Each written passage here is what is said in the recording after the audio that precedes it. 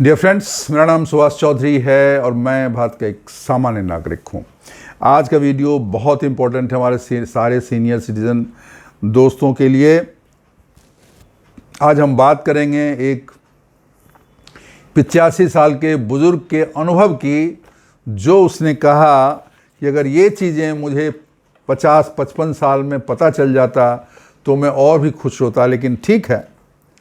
उन्होंने कहा कि मैंने उस चीज़ को नहीं समझा, लेकिन मैं उन चीज़ों को शेयर करूंगा अपने दोस्तों के साथ, ताकि जो बुज़ुर्ग होने वाले हैं, बुज़ुर्ग हो चुके हैं, जिनकी उम्र 55, 60, 65 है, वो इस चीज़ को समझें कि हमें जीवन में क्या करना चाहिए और क्या नहीं करना चाहिए। तो आज हम बात करेंगे उन्हीं की, प्रेमानंद झा इनकी कहानी है। प्रेमानंद झा ने ये बताया है कि हमें क्या करना चाहिए और क्या नहीं करना चाहिए। उनके अपने अनुभव हैं और उस अनुभव को हम लोग शेयर करेंगे, और वो अनुभव उनका बहुत उपयोगी है हम सब के लिए। वो बात तो आज हम बात करेंगे कि कौन सी 3 चीज़ें खाने में हमें नहीं करनी है, कौन सी 3 चीज़ें हमें नहीं खानी है या खाने में नहीं करनी है, नंबर 1। दूसरी चीज़, कौन सी गंदी आदत है खासकर बुजुर्गों की, जो हमें छोड़ देना चाहिए, वो हमें कभी नहीं करना चाहिए। What are those ugly habits that we should quit immediately?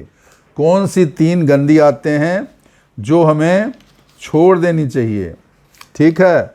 और कौन से 3 जगह हैं जहां पे हमें कभी जाना नहीं चाहिए। और अगर ये 3, 6, 9, टोटल 9 चीज़ें हैं, उसकी हम बात करेंगे। अगर हम ये काम करते हैं, इन चीज़ों को अमल करते अपने जीवन में, तो हम स्वस्थ रहेंगे, प्रसन्न रहेंगे, खुश रहेंगे, बहुत सारी बीमारियों से बचे रहेंगे, मेंटली एंड फिजिकली हम बिल्कुल फिट रहेंगे और जीवन का आनंद उठाएंगे। हमारा मन शांत रहेगा, पीस से भरा रहेगा, हमें कोई अफसोस नहीं होगा, हमारा ब्रेन बिल्कुल फंक्शन करेगा सही तरीके से, हमारे हाथ पैर चलते रहेंगे, और एज तो होगी लेकिन हम खुश रहेंगे और फिट रहेंगे। तो दोस्तों, ये जो 3 चीज़ें हैं, 3 चीज़ों के बारे में, 3 विषय में 3 चीज़ें, ठीक है ना। क्या हमें नहीं खानी है, कौन सी 3 चीज़ें नहीं करनी है, और कौन सी 3 जगहों पे नहीं जाना है, इसको ठीक से समझ लीजिए, याद कर लीजिए। हड़बड़ी में वीडियो को जल्दी जल्दी बढ़ाएंगे तो फिर सब मिस हो जाएगा, फिर आप कहोगे यार मैं तो ध्यान नहीं समझा। तो अच्छे से समझ लीजिए, ठीक है। तो ये पहली चीज, भोजन कम करो। खाने के बारे में, भोजन कम करना है। भोजन कम करना है मतलब खाना बहुत ज़्यादा नहीं करना है। अभी एक चीज़ आपको बताता हूँ, जब आप खाना खाते हो ना, तो खाना जो आप खाते हो तो उसको आराम से खाइए। बहुत लोग क्या करते हैं, जल्दी जल्दी खाते हैं। लेकिन आपको ये पता है क्या कि खाना खाने के 20 मिनट के बाद आपको सही में एहसास होता है कि आपका पेट भरा हुआ है या नहीं भरा हुआ है। तो अगर खाना आप 5 मिनट में खा लेंगे, तो 5 मिनट के बाद या 2 मिनट में खाते हो तो आपको भूख लगी ही रहेगी, क्योंकि फुलनेस जो है ना, स्टमक का फुलनेस के कितना खाना बढ़ा हुआ है, वो तब एहसास होगा जब 20 मिनट के बाद ही आपको एहसास होगा। तो इसीलिए खाना को क्या करना चाहिए, धीरे धीरे खाना चाहिए, चबाना चाहिए ज़्यादा, और आराम से खाना चाहिए, ताकि समय लेके खाएंगे तो समय लेके खाएंगे तो फिर खाना आप कम खाएंगे। और ऐसे भी जितनी आपको भूख है उसका 3/4 खाइए। जैसे मान लीजिए आज आपकी खुराक है 4 रोटी है, तो आप 4 रोटी के बदले में 3 रोटी खाइए, ठीक है ना। जो भी खाना है उसका 73/4 खाइए, एक हिस्सा छोड़ दीजिए। 4 कोना होता है ना किसी चीज़ का, 3 कोना भर दीजिए और 1 कोना छोड़ दीजिए। इसका आपको शुरू में नहीं फर्क पड़ेगा, लेकिन बाद में आपको एहसास होगा कि आपकी जो डाइजेस्टिव सिस्टम है, आपका जो बॉडी सिस्टम है, आपका जो नर्वस सिस्टम है, वो सब इम्प्रूव हो गया। अभी उसका कारण क्या है, देखिए। अगर आप खाना ज़्यादा खाएंगे तो क्या होता है, जितने शरीर में आपके ब्लड्स हैं वो सारा ब्लड पेट की तरफ जाते हैं, आपके खाने को पचाने में लग जाते हैं। ठीक, तो जब खाने पचाने में सारा ब्लड का सर्कुलेशन उधर हो गया तो हार्ट को थोड़ा ब्लड कम मिलेगा। तो हार्ट को ब्लड कम मिलेगा तो हार्ट पे क्या आएगा? स्ट्रेन आएगा। और हार्ट पे जब स्ट्रेन होगा तो वो आपके हार्ट हेल्थ के लिए अच्छा नहीं है। ठीक, आप समझ रहे हैं ना? तो इसीलिए खाना कम खाइए, धीरे धीरे खाइए, चबा चबा खाइए। ठीक है, ये सबसे पहली चीज है, इसका ध्यान रखिए खाने में। दूसरी चीज, कभी भी अगर इमोशनली बहुत डिस्टर्ब हो, गुस्से में हो बहुत ज्यादा, अगर आप बहुत गुस्से में हो, बहुत भावनात्मक रूप से टूटे हुए हो, बहुत ज्यादा दुखी हो, उस समय खाना मत खाइए। थोड़ा नॉर्मल हो जाए, गुस्सा आपका ठंडा हो जाए, मन तो आपका जरा प्रसन्न हो, उस समय खाना खाइए। ऐसे कुछ लोग हैं जो हमेशा दुखी ही रहते हैं, तो मैं उनके बारे में तो कुछ नहीं बोलूँगा, लेकिन मैं ये बोलूँगा कि जब खाना खाएं उसमें मैं प्रसन्न चित्त होकर खाएं और ईश्वर को धन्यवाद दें, हे प्रभु तुमने आज मुझे खाना दिया है। बहुत सारे लोग हैं दुनिया में, भारत में, हर देश में, जिनको दोनों वक्त खाना नहीं मिलता है, ये आपको पता है। तो आप तो उन सौभाग्यशाली व्यक्तियों में से हैं जिनको खाना ईश्वर ने दिया है। तो यू शुड ऑलवेज थिंक, आपकी जो समस्याएं अलग हैं, आप गुस्सा है किसी पे, लड़ाई झगड़ा हो रहा है, कुछ कहा सुनी है, इमोशनली डिस्टर्ब है, दैट इज अनदर थिंग। ईश्वर का क्या दोष है इसमें? ईश्वर ने आपको भोजन दिया है, उनको धन्यवाद करिए, और जैसे ही आप धन्यवाद करेंगे ना, आपका गुस्सा ऐसे भी कम हो जाएगा। Do know this?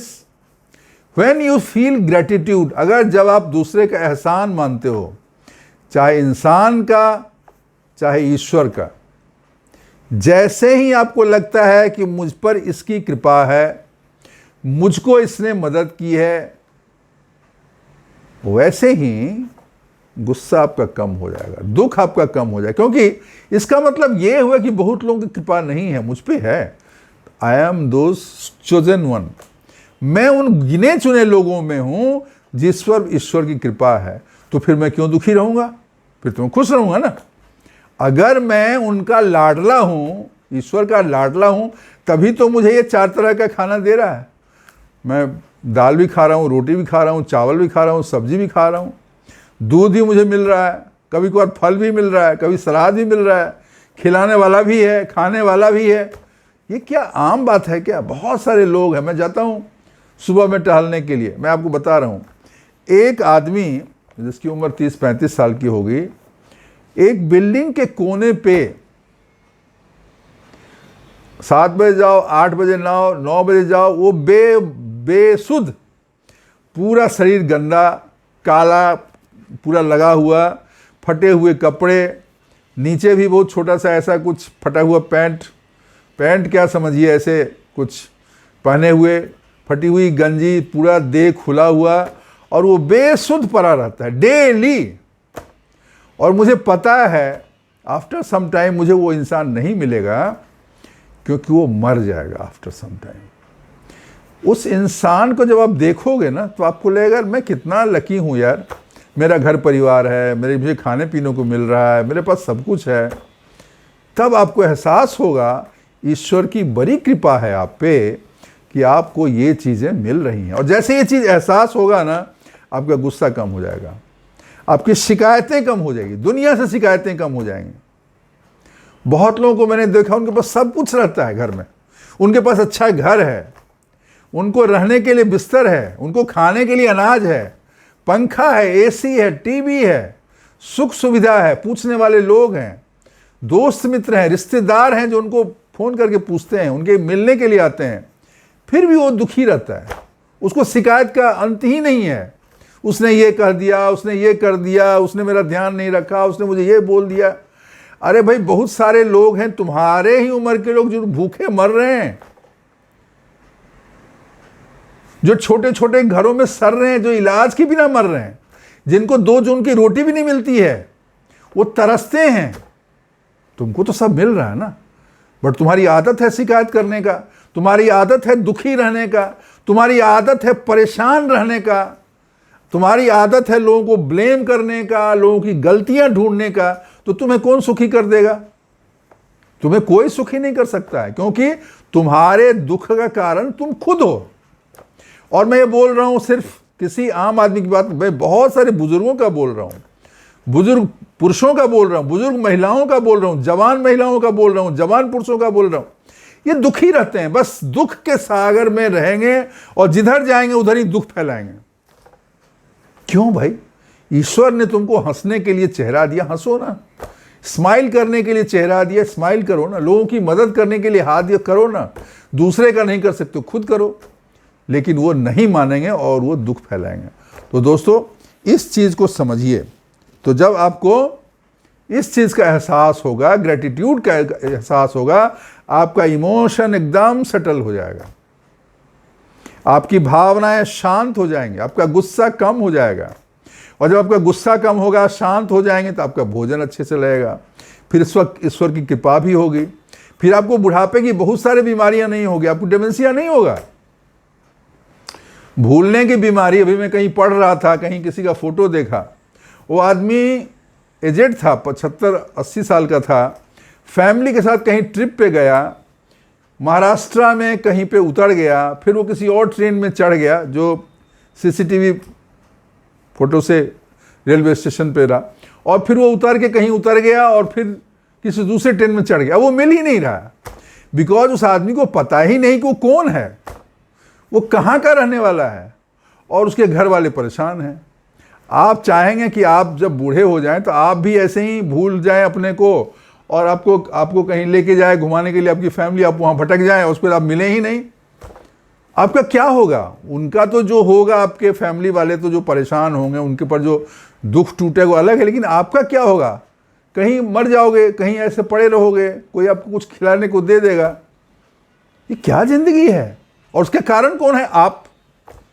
आपने खुद अपनी ऐसी सोच बनाई, इतना दुख को पकड़ के रखते हो, इतना शिकायत करते रहते हो, इतना परेशान रहते हो। ईश्वर बोलता है ठीक है, तुझे ज्यादा परेशानी है, तू ज्यादा दुखी रहना चाहिए, ले तू और दुख ले बस। तुम्हारा हम दिमाग का भी वायर खराब कर देते हैं। तुम्हारा जो मेमोरी है, हिप्पोकैम्पस, जिसमें सारा मेमोरी स्टोर रहता है,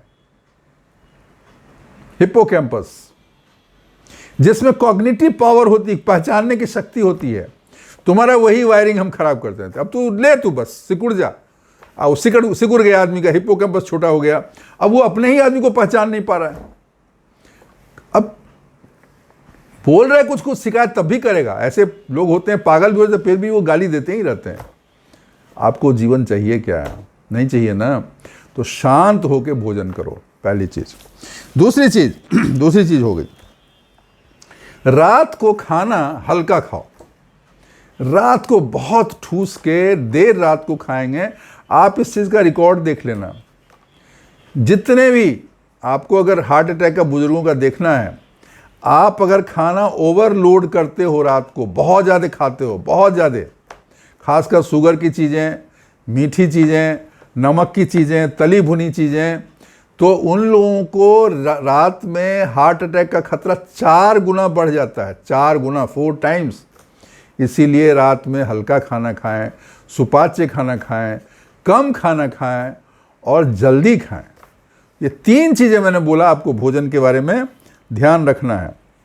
3 चीज़ें जो आपको छोड़ देनी, आदत को बिल्कुल छोड़ दीजिए। जो मैंने पहले ही बोला, मैं फिर से बोल देता हूं।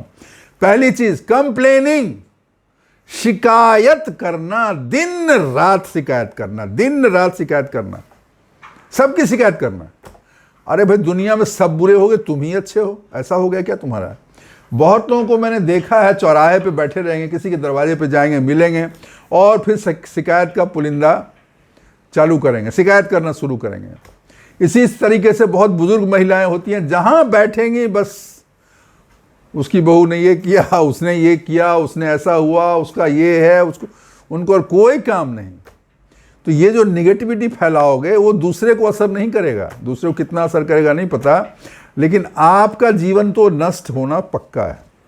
तो जो निगेटिविटी है ना, ये आप बंद कर दीजिए, ठीक है ना।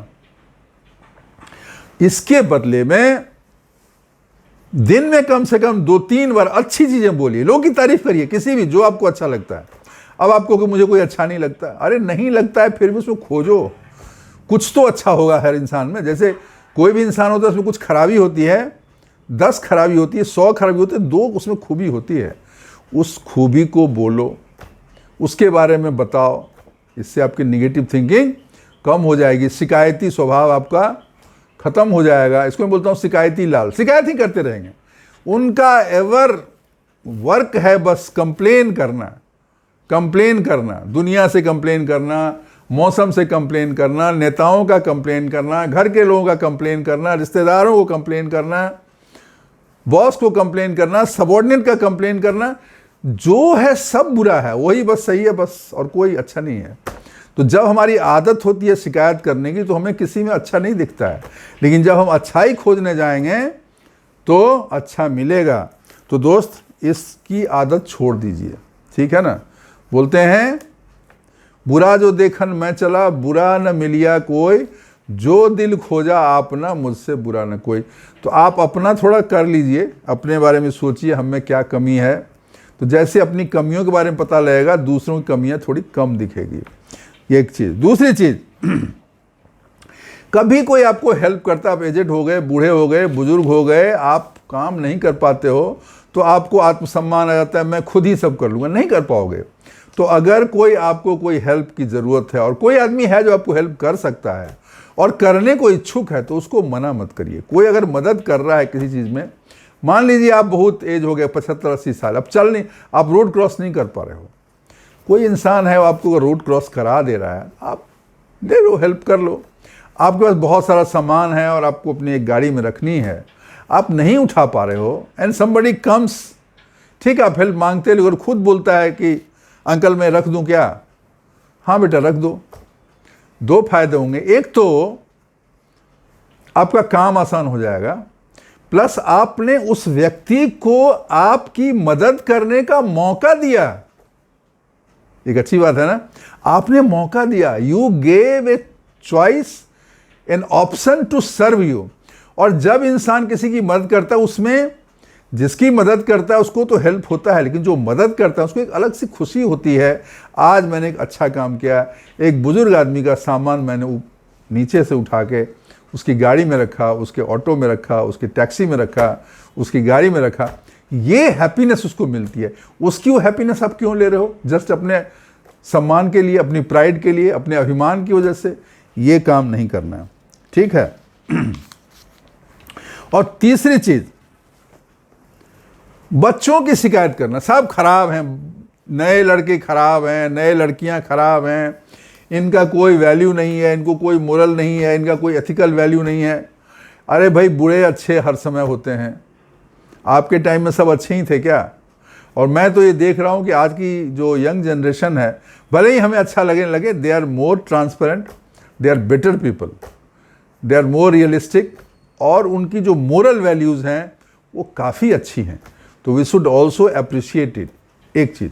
दूसरी चीज़, बहुत सारे टेक्नोलॉजी हैं जो हमको पता नहीं है, और नए लड़के उन चीज़ों को करते हैं जो हम कैलकुलेशन या कोई चीज़ हम 1 घंटा लेते हैं, आधा घंटा लेते हैं, 10 मिनट लेते हैं, वो 2 मिनट में करके देते हैं। तो हम भी क्यों ना सीखें उसको। इट इज़ वेरी इंपॉर्टेंट कि हमें, वी शुड बी क्यूरियस। हमें भी ये देखिए, क्यूरियोसिटी जो है ना, जानने की इच्छा, उत्साह, यही जीवन का आधार है। जो इंसान उत्सुक रहेगा, जो इंसान क्यूरियस रहेगा, जो बुजुर्ग क्यूरियस रहेगा, जिसमें कुछ समझने, कुछ सीखने, कुछ लर्निंग की इच्छा ज़्यादा है, वो हमेशा स्वस्थ और फिट रहेगा और लंबा जीवन जिएगा, और उसका हैप्पीनेस ज़्यादा रहेगा, उसका हैप्पीनेस इंडेक्स ज़्यादा रहेगा उनके बनिस्पत जो दुखी रहता है, डिसमिसिव रहता है, सबको ये बेकार है, ये मुझे क्या ज़रूरत है, ये नहीं चाहिए मुझे। नहीं, आप जब समय बदल रहा है, समय के साथ टेक्नोलॉजी बदल रहा है, तो आपको उसको अपनाना चाहिए। हमारे समय में साइकिल चलती थी, फिर स्कूटर आया, फिर कार आया, हवाई जहाज आ रहा है। हम कहीं नहीं, हम तो साइकिल से जाएंगे, हम तो नहीं जाएंगे, हम कुछ भी हो जाएगा, हम हवाई जहाज पर नहीं बैठेंगे, हम तो साइकिल पे बैठ के ही जाएंगे। जा पाएंगे? हो पाएगा नहीं हो पाएगा ना। तो ये जो जीवन की सच्चाई है उसको समझना चाहिए।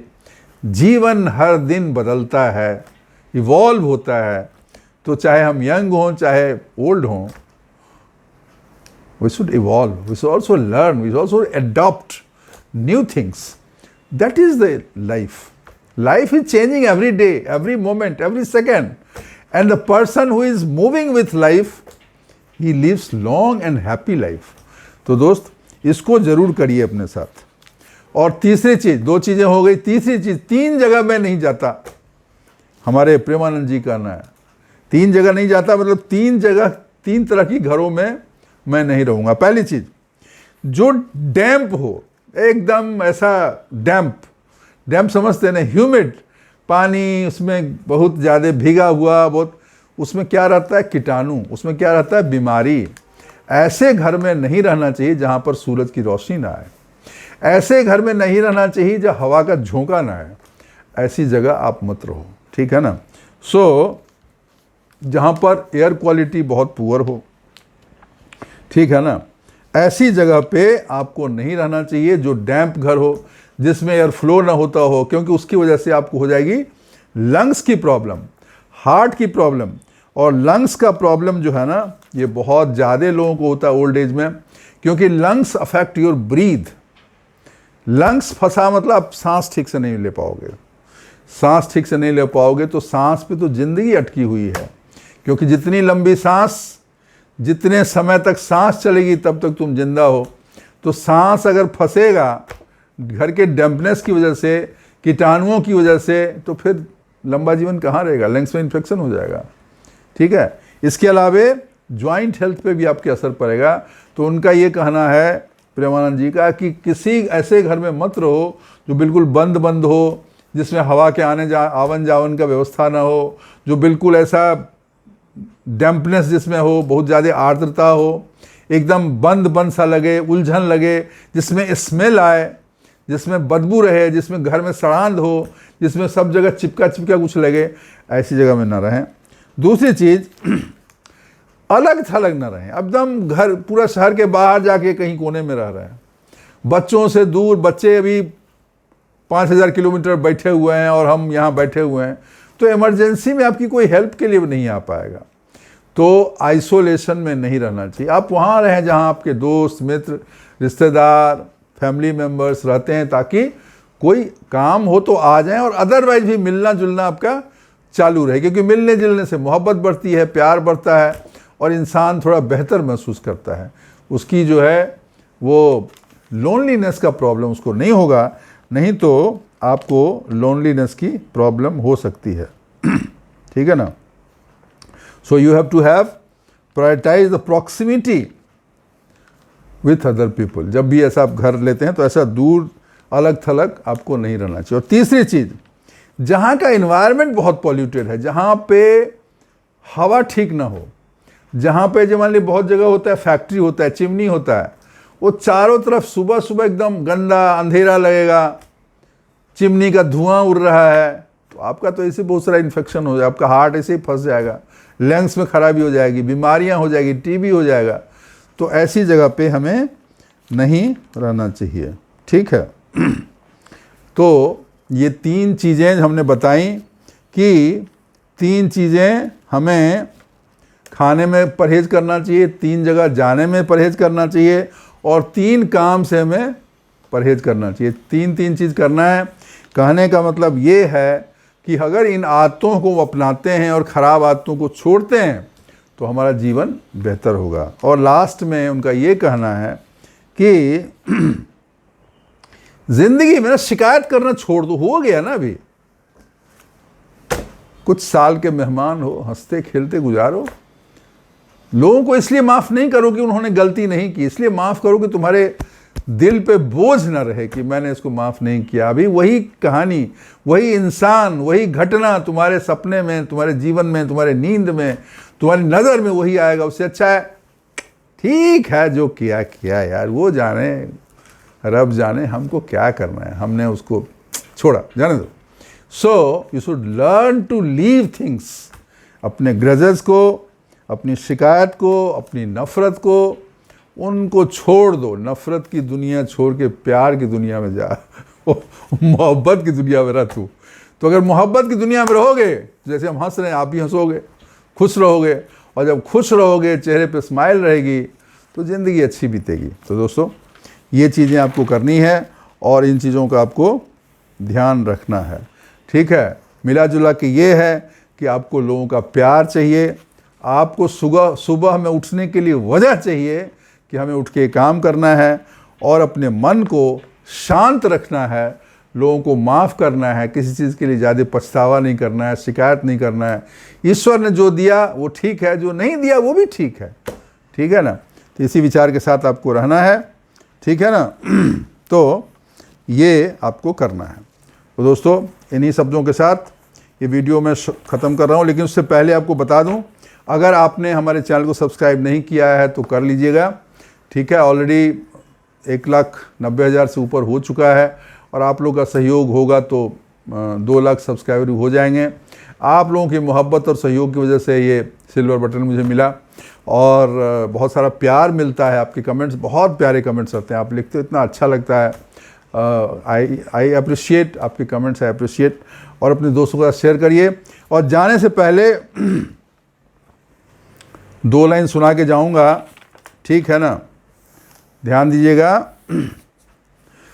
जीत किसके लिए, जीत किसके लिए, हार किसके लिए, जिंदगी भर की ये तकरार किसके लिए, जीत किसके लिए, हार किसके लिए, जिंदगी भर की तकरार किसके लिए।